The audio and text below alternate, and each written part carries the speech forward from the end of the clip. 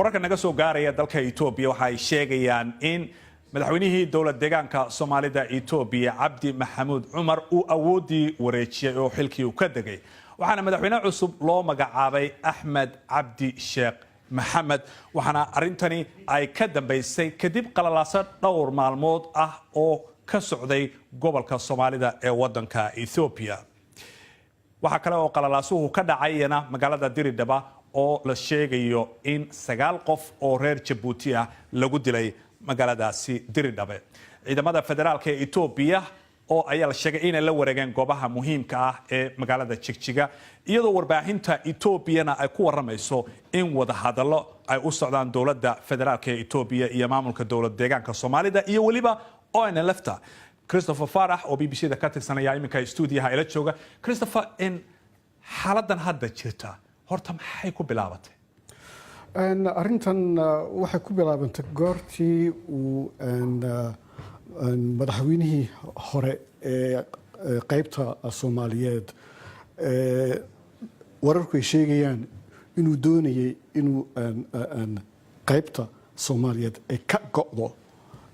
Ethiopia taasoo ay arintaana ku xidhnayd khilaafa ama isgaranwaa isagiyo iyo ra'iisul wasaaraha Ethiopia Abiy Ahmed labada mas'uulna waxay isku haysteen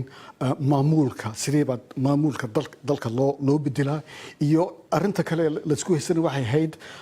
khayraadka ka soo baxaya ogaadeen sideeba loo qaybiyo khayraadkaas yani gobolkaasi baa la sheegay in shidaal laga helay waxyaabo la isku hayay kamid ahayd baad leedahay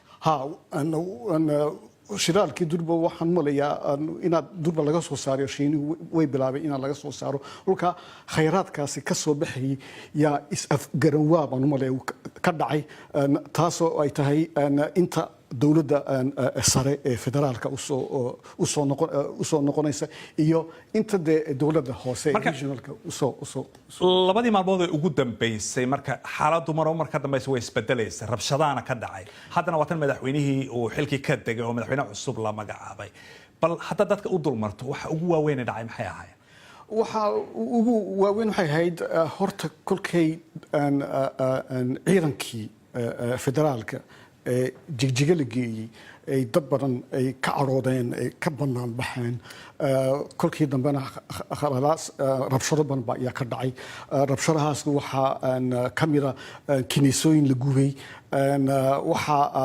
ay noqotay inay dad Soomaali ka tirsaneen inay naftooda u baqdeen ay kolkii dambe xidka dhaafeen oo ay u qaxeen waxa la leeyahay Soomaaliland u qaxay kolka waxay ku tusaysaa arintu waxay isku bedelmaysay arin qoloqoleed ama arin qoomiyeed aad baad mahadsan tahay Christopher Farah